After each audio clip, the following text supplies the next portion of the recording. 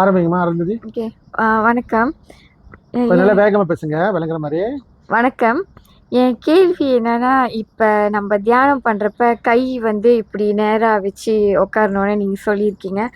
அதுக்கு காரணம் என்ன? ஏன்னா சில இடத்துல வந்து கை இப்படி வைக்கிற மாரி சொல்லுவாங்க. சில இடத்துல வந்து இப்படி அந்த கட்டை விரல் மட்டும் தூக்கி தியானம் பண்ற மாரி சொல்லுவாங்க. சில பேர் இந்த வேற மாரி முத்திரைகள்லாம் சொல்லிக் குடுப்பாங்க. ஸோ அந்த காரணம் என்ன? அந்த கைய விதவிதமா வைக்கிறதுக்கு வித்தியாசம் அந்த விளக்கம் என்னான்னு கேட்குறேன். ஸோ நம்ம இப்படி வச்சு தான் நேரா வச்சு தான் தியானம் பண்ணணுமா? இல்ல வேற மாரி பண்ணா அது வேற விதத்துல ஆகிருமா? அப்படின்னு அதுதான். சரி. அவங்க என்ன நன்றி. கேட்குறாங்கன்னா, அவங்க கேள்வி எல்லாருக்கும் புரிஞ்சா? அவங்க கேள்வி என்ன கேட்குறதா, பல வகை முத்திரைகள் நம்ம பார்க்குறோம். பல ஞானிகள், பல சித்தர்கள், பல யோகிகள் அவங்க தவம் பண்ணுறப்ப ஒவ்வொருத்தரும் ஒவ்வொரு வகையான முத்திரைகள், புத்தர் அவங்கெல்லாம் ஒரு ஒரு முத்திரையை காட்டியிருக்காங்க. ஆமாம் தானே? ஒவ்வொரு அவங்க வழியில் ஒரு ஒரு முத்திரையை வச்சு ஜபம் பண்ணியிருக்காங்க, தியானம் பண்ணியிருக்காங்க. அப்போ இந்த இந்த முத்திரையும் இப்போ நம்ம செய்கிற முத்திரைக்கு என்ன வித்தியாசம் கேட்குறீங்க? ஆமாம் தானே? இதுக்கு என்ன தன்மை கேட்குறீங்க? ஏன் நேராக வைக்கிறேன்னு. ஓகே, இது என்ன கேட்டீங்களா? அடிப்படையான பொதுவாக அனைவருக்கும் உத்தமமான முத்திரை எது கேட்டால் இந்த சின்முத்திரை, சம்பவி முத்திரை. சரிங்களா? இது சின்முத்திரை, சம்பவி முத்திரை சொல்லுவாங்க. உடல் நேராக இருக்கணும், முதுத்தண்டு நேராக இருக்கணும், கைகள் நேராக இருக்கணும். ஏன்னா நம்ம ரத்த ஓட்டம் எங்கேயுமே பிளாக் ஆகக்கூடாது. நம்ம தியானத்தில் உட்காரப்ப நம்மளுக்கு பிளாக் ஆச்சுன்னா நம்ம கை குடைச்சிட ஆரம்பிச்சிடும், நரம்பு வலி கொடுக்க ஆரம்பிச்சிடும். பிறகு போக வேண்டிய இடத்துக்கு ரத்தம் போதுமான சீராக போகாது. அதனால ஒரு காரணம் உடல் நேராக இருக்கணும். முதுத்தண்டு நேராக வைக்கிறதுக்காக தான் இந்த கையை நேராக வச்சிங்கன்னா நீங்களே செஞ்சு பாருங்க. இது நேராக வச்சு பாருங்க, உங்கள் முதுத்தண்டு நேராக ஆகும். சரி, ஆமாம் இல்லையா? நீங்கள் ஒரு சாதாரண பத்மாசனமோ இல்லை ஆசனங்கள் போட்டு ஏதோ உங்கள் சுகாசன ஆசனம் போட்டு உங்களுக்கு வலி இல்லாத ஒரு ஆசனம் போட்டுட்டு அதில் இந்த முத்திரையை மட்டும் நேராக வச்சா போதும். ஒட்டவ சிஸ்டமாக உங்களோட இயல்பாகவே உங்கள் முதுத்தண்டு நேராக இருக்கும். இது மடங்க மடங்க மடங்க உடம்பு வளையும். ஆமாம் தானே? முதுத்தண்டு வளையும். அப்போ இந்த முதுத்தண்டு ரொம்ப முக்கியம். நம்மளோட பிடாரி வழியாக இந்த முதுத்தண்டு ஒரு மிக நேராக இருக்கணும். அப்போ தான் அதோட போக்குவரத்து, நம்மளோட வாயுவாக வாசியாக சொல்கிற அந்த போக்குவரத்து சீராக மேலே இந்த மூளை பகுதிக்கு போகிறதுக்கு சீராக இருக்கும். எந்த தடைகள் இல்லாமல் இருக்கும், நமக்கு தொந்தரவு கொடுக்காது. இல்லாட்டி என்ன ஆகும் கேட்டிங்களா? உங்களுக்கு தெரியாம தன்னை மறந்து தியானத்தில் இருக்க என்ன ஆகும் கேட்டிங்களா? உங்கள் முதுகு வளைஞ்சிரும். வளையிறப்ப உங்களோட சுவாச காற்று சீராக போக முடியாமல் ரத்த ஓட்டங்கள் கொஞ்சம் கொஞ்சமாக மூளைக்கு ஏற ரத்த ஓட்டங்கள் சீராக போய் வர முடியாது. ஒரு ஒரு தடைகள் உண்டாகிற மாதிரி இருக்கும். பிறகு என்ன ஆகும்? அந்த இடத்துல வாயு பூந்து காற்று அடைச்சி உங்களுக்கு தியானம் பண்ண பிறகு உடம்பு வலியாக இருக்கும். உடம்பு வலி கொடுக்க ஆரம்பிச்சிடும், கழுத்து வலிக்க ஆரம்பிச்சிடும். சில பேர் கழுத்து சில பேருக்கு அசைக்க முடியாம கூட இருக்குது. ஏன்னா அங்கே போய் சீராக போயிட்டு வரனால அங்கே காற்று தங்கிடும். தங்குறப்ப என்ன ஆகும்? வாயு பரவ ஆரம்பிச்சிடும் உடம்புனால. அப்போ காற்று பிடிப்பெல்லாம் உண்டாகும், கழுத்துக்கிட்ட நரம்பு வலி ஆரம்பிச்சிடும். புரியுதுங்களா? இதுக்காக தான் உங்களுக்கு விழிப்புணர்ச்சியோட இருக்கிறதுக்காக உங்களை முதுத்தண்டு நேராக வைக்க சொல்கிறாங்க. இந்த முத்திரை சரியாக பிடிச்சின்னு சொன்னால் முதுத்தண்டு நேராக ஆகும். ஒன்று. இன்னொன்று என்ன கேட்டிங்களா?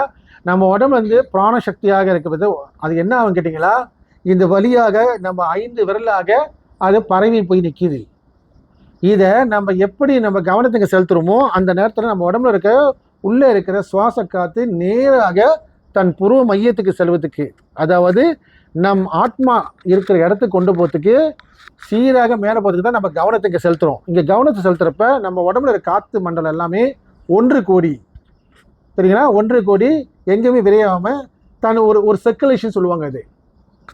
சரிங்களா? இதுக்கு இன்னொரு தத்துவமும் இருக்குது. இது மாதா, இது பிதா, இது மாதா, இது பரமாத்மா, இது ஆத்மா. இது ஒரு தத்துவம் சொல்லுவாங்க. இது ஆத்மா, இது பரமாத்மா. பரமாத்மா பெரிய விரலே, ஆத்மா இந்த விரலே. இந்த ஆத்மா பரமாத்மா ஒன்று சேர்வதற்காக தத்துவம் குறிக்கிறாங்க. ஒன்று. இதை செய்கிறப்ப ஒரு அழுத்துறப்ப நீங்கள் நல்லா உணர முடியும். இந்த இடத்துல ஒரு கவனத்தை செலுத்த முடியும். ஒன்று. இங்கே ஒரு ப்ரெஷர் உண்டாகும், காற்று மண்டலம் இங்கே போய் ஒரு அழுத்தம் கொடுக்கும். ஆனால் இது அதிகமாக அமுத்தவும் கூடாது, மென்மையாக வச்சு இந்த உணர்வை வைக்கணும். அப்போ நம்ம சுவாச காற்று எங்கேயும் விரேக ஆகாமல் இந்த ஆத்மா பரமாத்மா ஒன்று சேர்க்கிற தத்துவமும் அதே சமயத்தில் ரீசைக்கிள் பண்ணும். நம்மளை காற்று உள்ளே போயிட்டு அப்படியே ஒரு சுற்றி வந்து மீண்டும் சிரசைக்கே போவோம், விரயமாக ஆகாது. என்னது விரயம் ஆகாது, தன்னோட ஜீவசக்தி விரயம் ஆகாம இருக்கிறதுக்கு இந்த முத்திரையை பிடிக்க சொன்னாங்க. இது தத்துவம், ஆத்மா பரமாத்மா ஒன்று இணைப்பதுக்குள்ள தத்துவம். அதே சமயத்தில் இப்படி உட்காரப்ப நம்ம சுவாச காத்து சர்க்குலேஷன் பண்ணி திருப்பிட்டு மண்டலத்துக்கு நம்ம சிரசுக்கு செல்லும். அதுக்கு தான் இந்த முத்திரையை பிடிச்சி முதுத்தடி நேராக வைக்க சொன்னாங்க. ஸோ சுவாசம் எங்கேயுமே தடை இல்லாமல் போகணுன்னு சொன்னால் நீங்கள் உபதேசம் வாங்கி அதுக்கு அந்த வாசி வகத்தை உபதேசம் வாங்கி பெற்று செய்கிறப்ப உங்களுக்கு சீராக நீங்கள் செய்கிற அந்த பயிற்சி மிக மிக சீராக சென்று வரும்.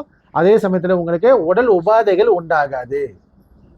இல்லாட்டி இந்த காற்று மண்டலம் முதுத்தடல் எங்கேச்சும் நின்று வயிற்றுக்கிட்ட போய் வயிறு உப்பேசமாக்கிறோம். சில பேர்த்துக்கு காலப்போக்கில் நீங்கள் அப்படியே குமிஞ்சிக்கிட்டே தியானம் பண்ண ஆரம்பிச்சிடுங்க. என்னாவா, போதுமான சுவாசம் பிராண காற்று சிரசுக்கு போகாட்டி தூக்கம் வந்துடும், தூங்கிடுங்க நீங்கள். அது ஒரு காரணம்.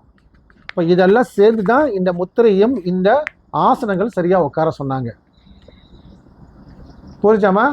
அப்போ இதில் பல முத்திரைகள் இருக்குது. இந்த தகுதி முடிஞ்ச பிறகு நீங்கள் பார்த்துருக்காங்க வள்ளலார் எப்படி வச்சிருப்பாரு, சில பேர் இப்படி கோத்து இப்படி வச்சிருப்பாங்க. இதெல்லாம் எது கேட்டீங்களா, நம்ம உடலோட சக்தி விரயமாகாம ஒன்று கூடுவது. அப்போ உடம்பு எப்படி ஆகும், ஒரு சுழற்சியிலேயே நிற்கும், வெளியே விரயம் ஆகாது இந்த எனர்ஜி. அதுக்கு தான் அப்படி வைக்கிறது. சில பேர் தொப்புள் கிட்ட எப்படி வைப்பாங்க, அது என்னன்னு கேட்டிங்களா, தொப்புளில் ஒரு சுவாசம் காற்று வந்து இறங்கி சுழண்டு மீண்டும் மேலே ஏறும், நபி மண்டலத்திலேருந்து மேலே ஏறும். அப்போ முக்கியத்துவம் அது கொடுப்பாங்க. அது வந்து இறங்கி சுழண்டு போகிறதுக்கு இந்த இடத்துல அந்த எனர்ஜியை கொண்டு வருவாங்க. இதெல்லாம் ஒரு காரியமாக செய்ய வேண்டிய ஒரு வேலை இருக்குது. இங்கேருந்து ஒரு தியானம் பண்ணுறப்ப நம்ம ஒரு காரிய சித்திக்காக செய்கிற வேலை.